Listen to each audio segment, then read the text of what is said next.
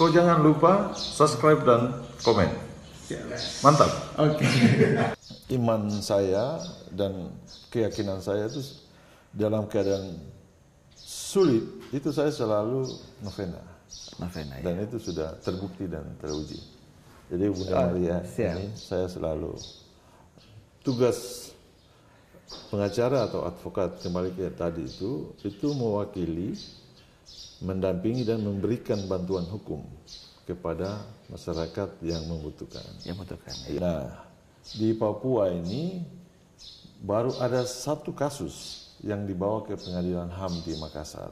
Jadi semua ini mengalir saja begitu kan. Saya juga dari dulu juga tidak punya cita-cita atau keinginan mau jadi artis atau itu kan tidak juga. Ya.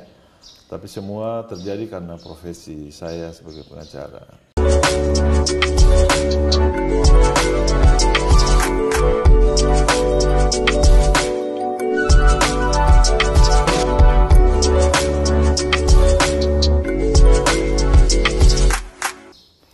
Sahabat Komsos dimanapun berada, salam sehat, salam jumpa lagi bersama Pojok Komsos Paroki Santo Yosef Fakfak.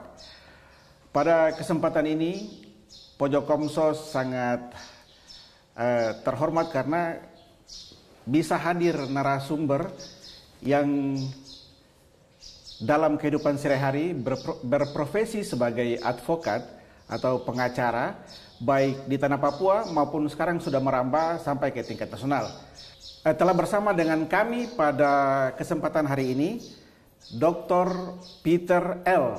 SH MH. Di sela-sela sebagai pengacara, sebagai advokat yang banyak membela hak-hak masyarakat,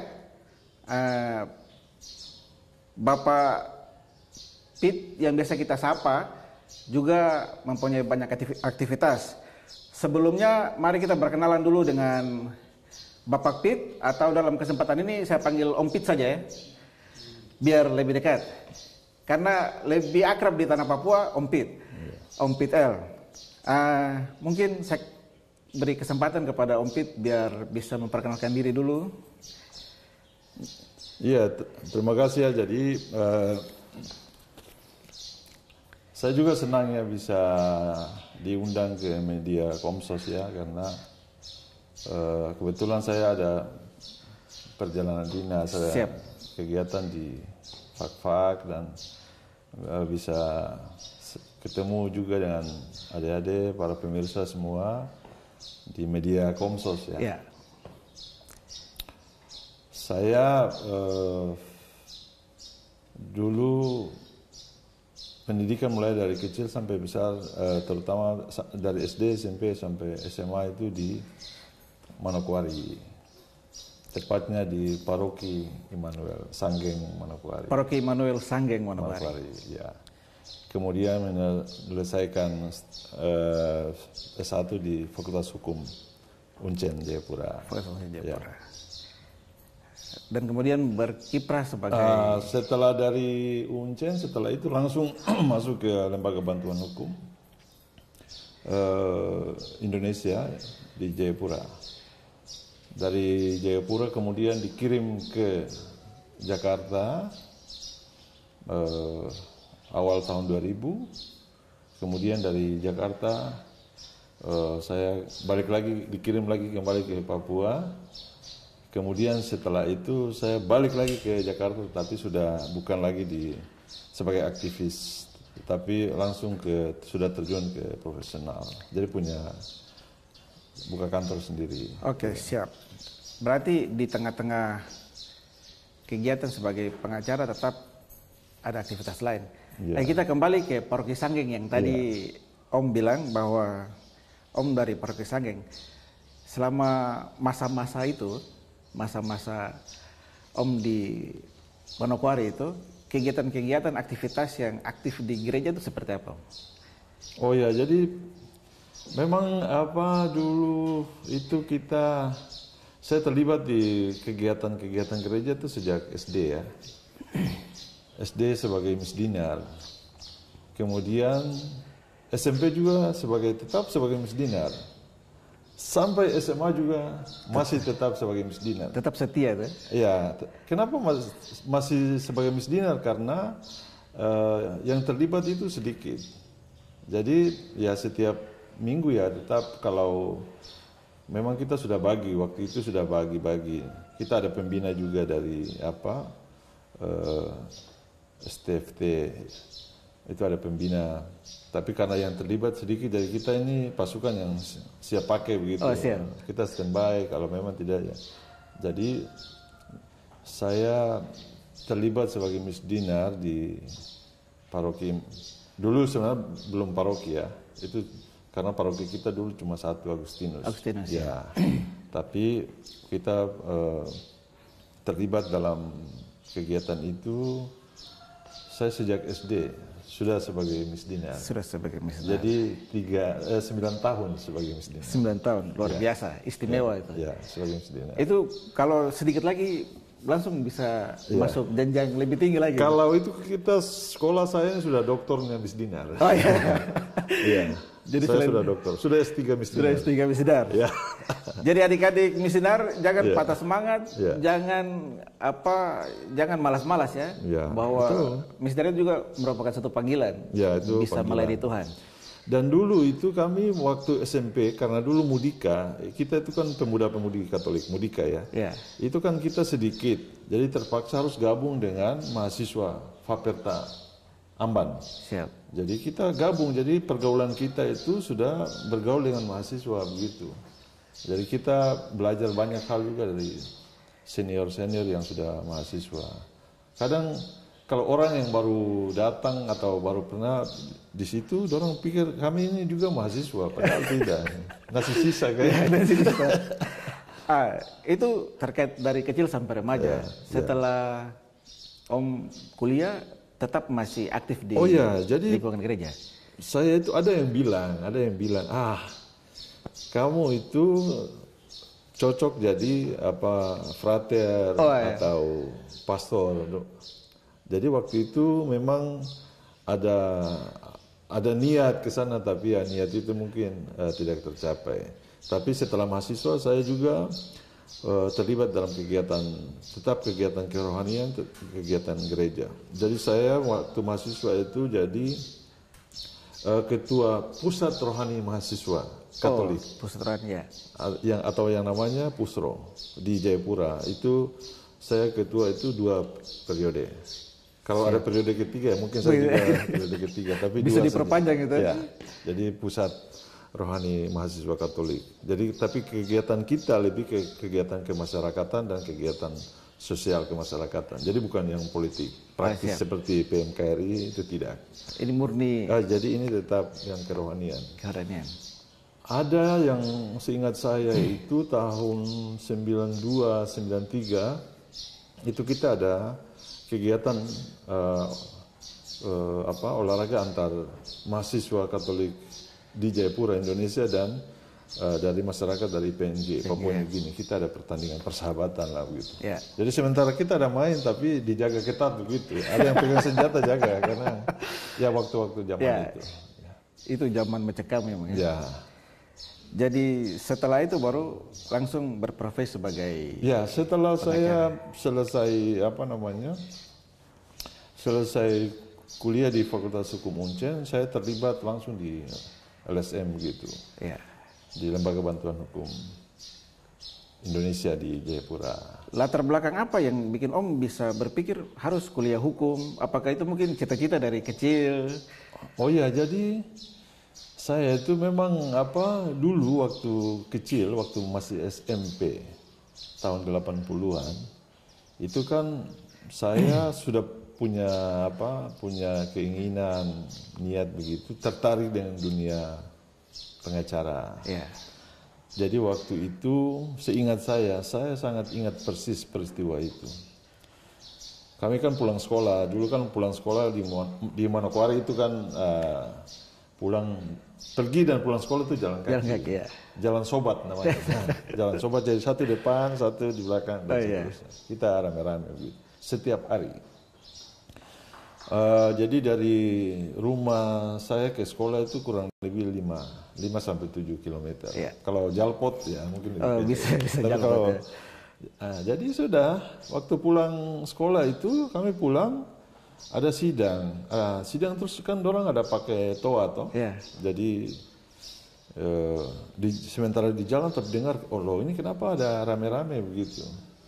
Jadi kami beberapa orang ke sana terus lihat lewat jendela kaca louver itu, buka kaca baru Lihat lur gitu. lur gitu nonton ke dalam toh, karena pendek jadi lompat-lompat baru nonton begitu. Jadi kita tanya, ini ada apa? Dia bilang, ini sidang. Yang ini siapa? Dia bilang, kalau yang ini jaksa. Kalau hakim kan kita sudah tahu hakim yang depan. Baru yang di sebelah sana itu siapa yang sana bicara? Di situ orang bilang, itu pembela. Dulu namanya belum pengacara dulu. Pembela ya? Pembela. Wah, saya lihat pembela ini, bicaranya lantang, bagus. Pokoknya menarik lah. Ya. Sejak saat itu saya tertarik ke dunia itu. Ya ini bagus juga ini. Ternyata kurang lebih 5 tahun kemudian setelah tamat SMA, saya masuk kuliah di Fakultas Hukum Uncen. Ternyata orang yang dulu pembela itu adalah dosen saya. Ketemu, loh ini dosen saya yang dulu pernah jadi pembela. Tapi saya belum yakin, saya tanya satu ketika, Bapak dulu yang jadi pembela di Manokwari tahun sekian. Dia bilang, iya itu betul saya. Saya bilang justru Bapak itu yang saya mau jadi masuk ke Fakultas Hukum. Iya. Jadi beliau itu menginspirasi juga saya. Ada motivasi jadi masuk ke Fakultas Hukum. Iya, kita bicara advokat, pengacara ini, itu banyak di masyarakat juga, apalagi kita yang awam hukum ini kan rata-rata belum paham apa itu pengacara. Kadang-kadang hanya sebagai satu syarat saja mungkin di persidangan begitu. Itu mungkin Om bisa kasih gambaran kita sedikit terkait dengan sebenarnya tugas-tugas pokok pengacara itu apa saja? Jadi kami dulu sebelum Papua Irian Jaya ya. Dulu kami di Irian Jaya itu pengacara zaman itu bisa dihitung dengan jari. Sedikit yang sekarang kan sudah di Papua Barat ini kan sudah banyak sekali ya, ribuan ya. Dulu kami waktu itu untuk jadi pengacara itu susah karena tesnya beberapa kali, tapi puji Tuhan saya waktu itu ikut tes cuma sekali langsung lulus jadi pengacara. Tapi penempatannya itu di tempat-tempat kabupaten-kabupaten terpencil begitu. Dan dulu memang ketat. Kita untuk perpanjangan izin setiap tahun itu harus melaporkan penanganan kasus 7 kasus yang pidana, 9 yang perdata. Itu wajib, kita harus bikin laporan. Nah sekarang dalam waktu 1 tahun kalau kita tidak bisa tangani kasus bagaimana? Nah, itu juga tantangan. Cuma karena saya waktu itu di Lembaga Bantuan Hukum, jadi penanganan kasusnya kan kolektif. Kita kalau di LBH waktu itu zaman tahun 90-an itu 1 tahun bisa 500 sampai 1000 kasus yang kita tangani. Tapi kasus-kasus yang tidak dibayar, itu tidak dibayar. Ya, kita tangani kasus itu bantuan hukum itu gratis, jadi kita tidak dibayar. Hanya memberikan bantuan hukum ke masyarakat yang membutuhkan. Jadi tugas pengacara atau advokat kembali ke tadi itu mewakili, mendampingi dan memberikan bantuan hukum kepada masyarakat yang membutuhkan. Karena itu hak ini hak Cuma asasi. kewajiban kita sebagai pengacara itu kita wajib membantu masyarakat secara cuma-cuma, prodeo maupun secara profesional. Itu jadi misalnya anggaplah perpuluhan lah, kita tangani 10 kasus yang kita dibayar mahal, tapi harus mungkin ada 1 kasus yang kita harus memberikan bantuan secara cuma-cuma. Siap. Begitu. Sering dalam masyarakat itu ada opini bahwa kalau bermasalah hukum, kalau pakai pengacara itu pasti menang. Apakah memang harus begitu atau bagaimana tuh? Oh ya, jadi kalau pengacara itu kan bukan yang pegang palu ya. Yang pegang palu itu kan hakim. Tapi ini yang harus diluruskan bahwa pengacara itu hanya memperjuangkan hak-hak daripada klien. Gitu. Hak-hak itu berdasarkan bukti-bukti yang bisa dipertanggungjawabkan. Saya di kantor kalau ada yang datang minta bantu, Pak ini saya ada kasus begini, Bapak mau minta berapa, saya bisa. Saya bilang bukan masalah pembayaran atau fee-nya. Buktinya mana dulu? Kalau buktinya kuat ya kita bisa jalan, tapi kalau tidak ada bukti kan saya kadang tolak juga. Sering tolak kalau tidak. Jadi memang bukti. Penegakan hukum harus tetap ditegakkan ya? Iya, tetap ditegakkan. Iya. Pengalaman yang Om tidak bisa lupa, yang mengesankan selama Om jadi pengacara itu? Iya, jadi saya kebetulan pengacara ini saya sudah tangani kasus di seluruh Indonesia itu sudah, walaupun belum semua tapi di provinsi-provinsi di Indonesia itu sudah, dan di luar negeri juga sudah. Dulu sebelum terjun ke profesional itu memang satu yang berkesan buat saya itu ketika saya menangkan satu kasus dan mereka menghargai saya dengan datang bawa ayam, kemudian kasih saya kelapa. Saya no problem lah, saya rasa itu kepuasan tersendiri. Karena kan penghargaan terhadap profesi saya kan bukan karena nilai, bukan besarnya uang yang dibayar. Ada yang bayar saya rupiah, ada yang bayar saya dolar. Bukan itu, tapi saya lihat bahwa nilai bahwa keikhlasan masyarakat yang merasa dibantu, terbantu, memberikan saya ayam atau memberikan saya kelapa, no problem. Ya, itu puji syukur saya. Alhamdulillah. Alhamdulillah ya. Jadi terkait dengan di sela-sela Om punya kesibukan sebagai pengacara, apalagi sekarang sudah menaik ke tingkat nasional. Tadi Om bilang sudah beracara juga di luar negeri. Itu kita, kalau kita searching di internet, ketik PITL, itu pasti yang tampil duluan itu artis dan pengacara. ini fakta bahwa ketika nama itu kita enter di mesin pencari, maka itu. Nah, itu bagaimana sampai itu saya bisa sebut pengacara artis atau artis pengacara? Itu juga yang masalah. Jadi semua ini mengalir saja begitu kan. Saya juga dari dulu juga tidak punya cita-cita atau keinginan mau jadi artis atau itu kan tidak juga. Tapi semua terjadi karena profesi saya sebagai pengacara. Jadi karena saya sering membela teman-teman artis begitu, jadi diliriklah sama produser begitu. Dilirik sama produser, jadi sudah beberapa film layar lebar, kemudian sinetron juga sudah main juga. FTV juga? Iya, ada juga kira-kira begitu. Tapi itu hanya sebagai bonus. Tapi yang utama saya tetap sebagai pengacara. Selain sebagai pengacara, artis, ada kegiatan apa lagi yang betul-betul Om jalankan? Oh ya, saya hobi saya itu kan olahraga. Siap. Dengan umur saya begini, satu hari saya main futsal tiga kali main futsal masih bisa. Masih bisa 3 set ya? Ya, 3 set satu hari itu masih bisa. Jadi memang dulu saya juga terlibat dalam urusan olahraga, terutama sepak bola. Pernah bawa timnas Galanita Indonesia. Timnas Galanita ya. Main di luar negeri, main di Myanmar ya. Ya. Kemudian tim PON Papua juga saya juga pernah bawa. Tim PON. Ya ini eranya Titus Bona, Ottomania ini. Mereka tuh saya yang bawa mereka. Kita main di luar negeri juga, main di Malaysia, main di Singapura. Jadi main di Singapura, kemudian jalan darat ke Malaysia. Dengan base ke Malaysia, kita main di Malaysia. Oh siap. Kemudian kita main mulai dari Jakarta sampai ke Jawa Timur. Ya. Jadi kita main di setiap kota gitu. Kita main di kota, main di Jakarta, pindah ke Bandung, main di Bandung, ke Jogja, main di Jogja lagi, kemudian ke Semarang main, terus ke Surabaya main, ke Bali, dari Bali kita main baru tembak langsung Singapura. Oh begitu. Ya. Jadi memang aktivitas karena hobi di sepak bola, sehingga otomatis terjun ke dunia itu. Dunia olahraga. Saya dulu juga bantu Persipura, jadi sempat 2009 waktu konflik Persipura dengan PSSI itu saya juga bantu Persipura waktu itu, dipercayakan bantu Persipura.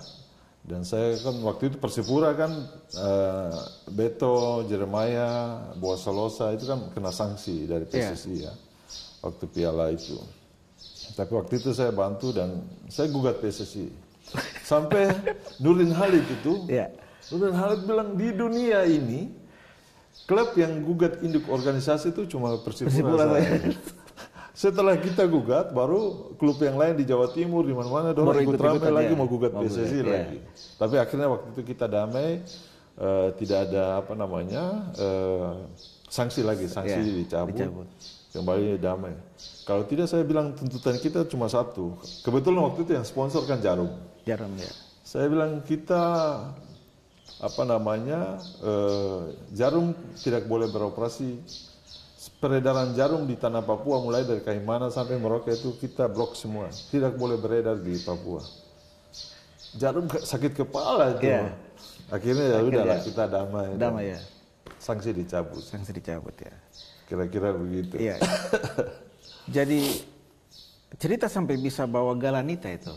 Dari Persipura terus bawa Galanita yang semua perempuan main. Itu apalagi main sampai di itu AFC apa AFF itu? AFF. Berarti Asia Tenggara ya? Ya, Asia Tenggara. Itu cerita bagaimana sampai bisa lompat masuk lagi di Galanita itu? Oh ya, jadi saya kan pengurus PSSI. Ya, PSSI dan dipercayakan waktu itu karena Galanita juara satu Galanita Liga itu Galanita Indonesia itu kan dari Papua. Oh, dari Papua Papua yang juara. Akhirnya kita dari PSSI percayakan Galanita Papua yang mewakili Indonesia. Jadi 90% pemain itu adalah dari Papua. Cuma ada 3-4 pemain gelandang dan striker 1 orang, 3-4 orang yang kita ambil dari klub lain. Jadi kita main di Myanmar. Jadi memang karena tim dari Papua ini sudah terbentuk, jadi harus dicari memang yang bisa paham ini ya. Oke.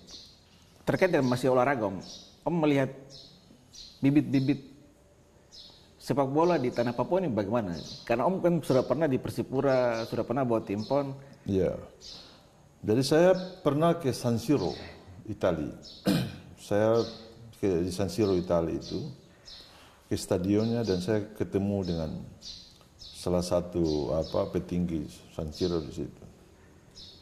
Kita dua diskusi sebentar. Dia bilang begini, di Indonesia itu bisa kuat kalau pembinaan itu mulai dari usia dini. Saya sempat tanya di San Siro di Italia kenapa begitu. Jadi mereka di sana itu karena usia dini, pembinaan mulai dari usia dini. Kalau kita di Papua ini, saya pikir usia dini itu juga memang penting. Cuma ini kan soal kelemahan kita itu dalam pembinaan olahraga, khususnya sepak bola. Itu ada yang namanya 3K. Prestasi itu dipengaruhi oleh 3K. Jadi kalau misalnya kita lagi TC, pasti ada yang alasan pulang ke rumah itu karena pulang atau tinggalkan tempat TC itu karena keluarga. Yang kedua itu alasan pulang karena kedukaan. Terus alasan ketiga itu karena kerohanian atau ibadah. Ini kita ada ibadah di rumah jadi pulang dulu nanti kembali 2 hari kayak gitu. Jadi 3K ini faktor menurut saya ini juga penting. Memang itu simpel tapi itu sangat berpengaruh. Nah, saya dulu usia dini ini saya sudah bisa buktikan waktu itu. Ketika saya masih kuliah itu saya punya ide bikin lomba pertandingan sepak bola antar SMP, SMP se-Jayapura.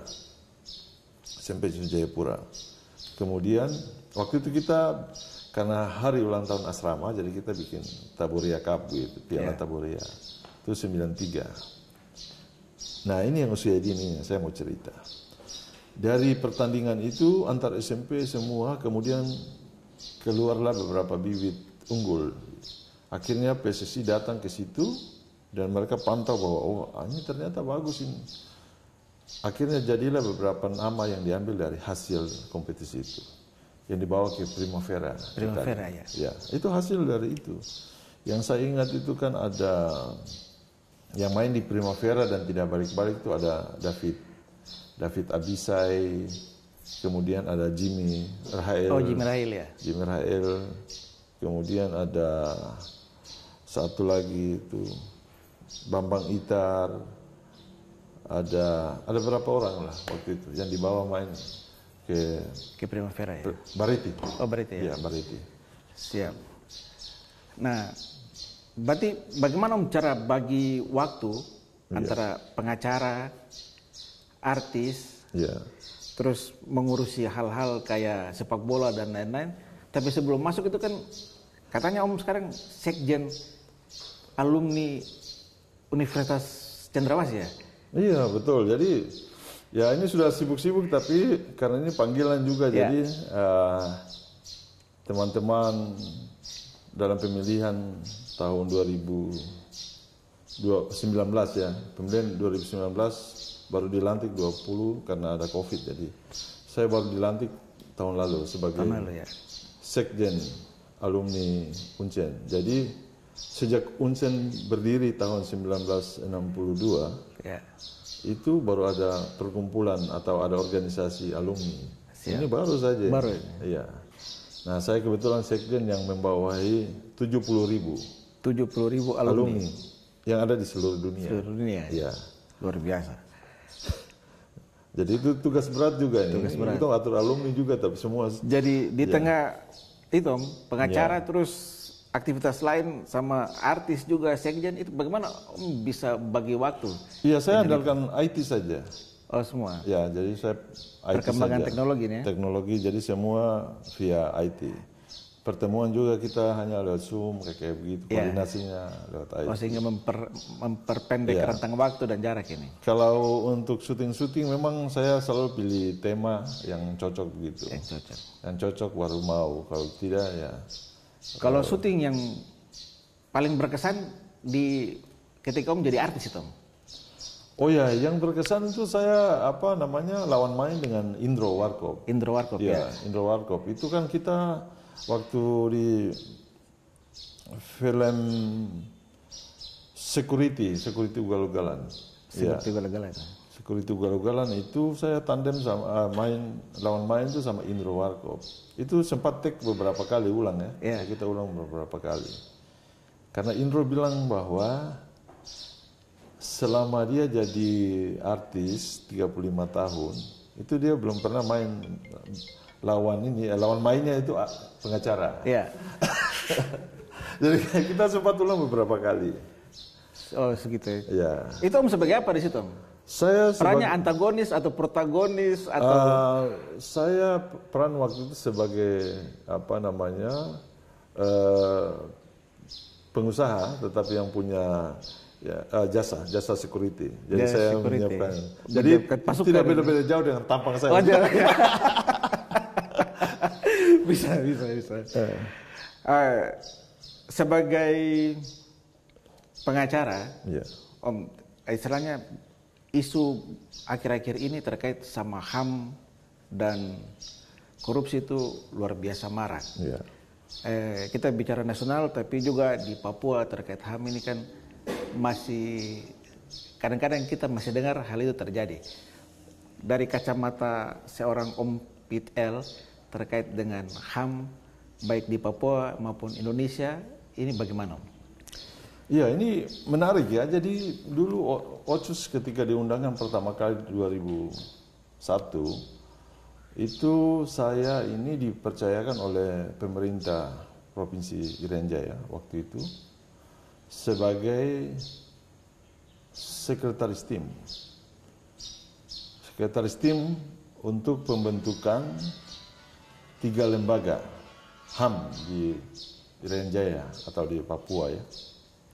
Di Papua waktu itu 3 lembaga HAM itu antara lain Pengadilan HAM, Komnas HAM dan Komisi Kebenaran dan Rekonsiliasi. Dalam perkembangannya itu yang kami bisa bentuk cuma Komnas HAM, yang duanya itu Komisi Kebenaran dan Rekonsiliasi, kemudian Pengadilan HAM itu belum terbentuk sampai saat ini. Jadi waktu itu saya sudah keliling, mulai dari Sorong sampai, dulu kan masih satu provinsi ya. Sorong, Merauke, semua kita sudah keliling tanya. Ada dialog, ada diskusi, semua masyarakat mau supaya harus ada lembaga itu. Dan kita bisa bentuk perwakilan Komnas HAM di Papua. Hutang kita ini masih ada dua, yaitu Pengadilan HAM dan Komisi Kebenaran dan Rekonsiliasi atau KKR itu. Itu yang belum ada sampai saat ini. Nah, konteks penegakan hukum dan HAM di Papua ini kan, ya yang saya lihat itu kan belum ada itikat baik dari pemerintah, terutama pemerintah pusat untuk menyelesaikan pelanggaran-pelanggaran HAM yang terjadi di Papua, baik yang pelanggaran HAM masa lalu maupun pelanggaran yang terjadi sebelum adanya Undang-Undang Otsus 2001. Jadi ini tergantung itikat baik saja, selama tidak ada masalah.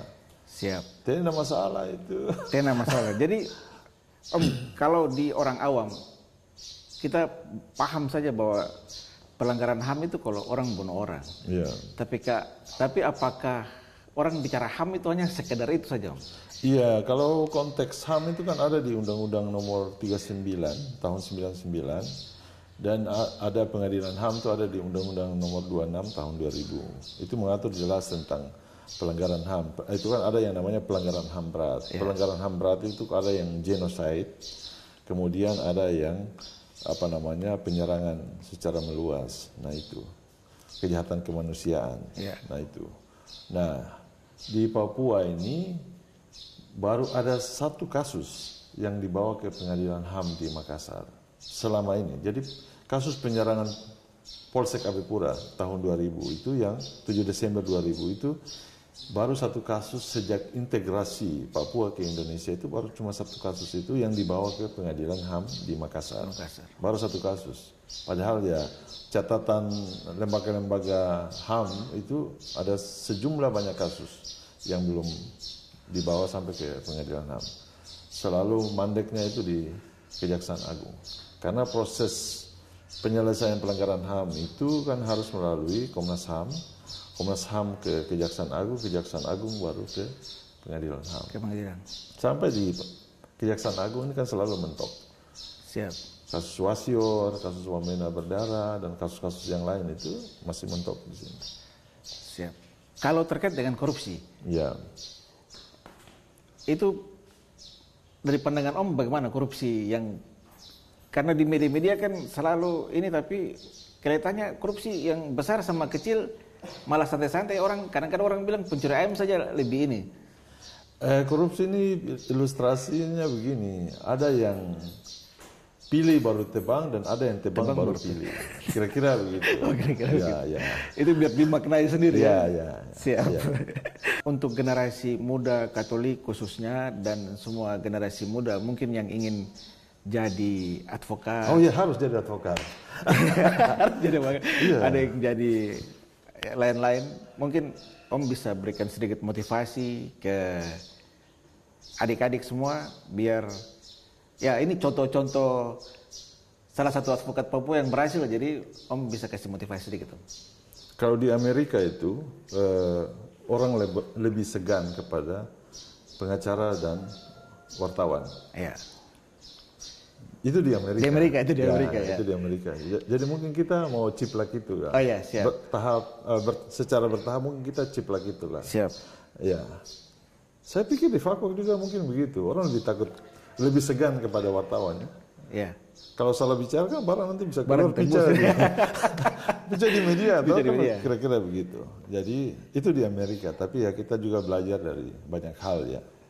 Memang setiap profesi itu kan pasti ada suka dukanya. Tetapi saya itu selalu iman saya dan keyakinan saya itu dalam keadaan sulit itu saya selalu novena. Dan itu sudah terbukti dan teruji. Jadi Bunda Maria ini saya selalu novena. Dalam hal-hal tertentu saya sudah sering novena. Jadi dalam menghadapi masalah, persoalan pasti ada. Ya. Ada hal sudah banyak terbukti dan teruji. Ya. Siap. Ya. Makanya saya juga hari ini kok bisa ya ada di gua ini. Ya. Ya ini semua jalan mungkin. Bagi jalan Tuhan ini. Ya, jalan Tuhan. Bunda Maria mengarahkan supaya kita harus duduk siap, di tempat duduk ini. di ya. Ya. Puji Tuhan. Ya. Jadi Om kan ke Fakfak ini kan karena tugas ini. Ya. Betul. Karena tugas baru datang ke Fakfak. Ya. Tugas negara ini. Tugas negara. Kita bicara Fakfak ini kan, kalau dari perspektif Om yang datang kan Om bisa menilai Fakfak ini bagaimana. Kira-kira potensi yang paling cocok di Fakfak ini apa nih?